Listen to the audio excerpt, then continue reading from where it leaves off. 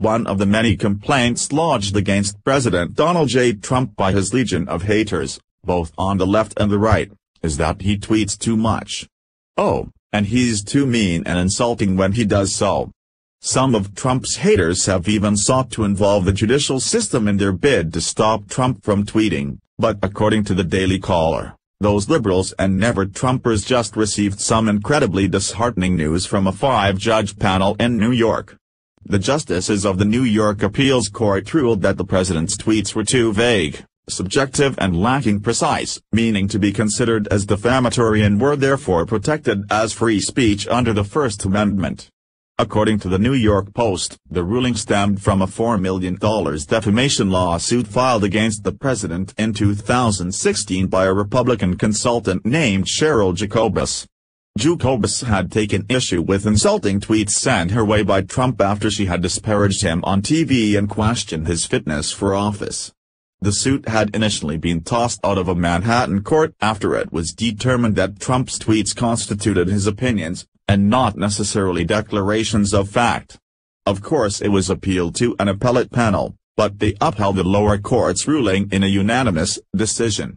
Trending, U.S. Navy just destroyed West Point. Call me in the best way possible. The appellate panel agreed the defamation claim was correctly dismissed in the absence of actionable factual allegations that tended to disparage her in the way of her profession, trade or business. Trump had called Jacobus a real dummy and insinuated that she had begged for a job in the 2016 campaign. According to Bloomberg, Trump had also called Jacobus a major loser who had zero credibility, statements that Jacobus alleged incited a virtual mob to descend upon her. Nonetheless, her argument was dismissed by Judge Barbara Jaffe. Just because speech may be offensive to someone doesn't make it defamatory, Trump attorney Lawrence S. Rosen stated. The president is entitled to his opinion just like anyone else is. Apparently, the appellate panel agreed, but the attorney for Jacobus, J.R. Butterman, has stated his intention to appeal the case to New York's highest court of appeals.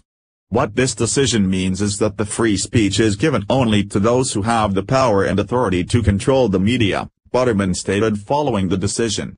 We aren't entirely sure what media Butterman is watching that is controlled by Trump, but we digress. According to the Post, Butterman added, "It's not a happy day for democracy in my opinion." Related, watch, CNN reporter pays the price for foolishly bringing up fake news to Sarah. Sorry Butterman, but it's a great day for the constitutionally protected right to free speech, even if the target of such speech doesn't like what is said.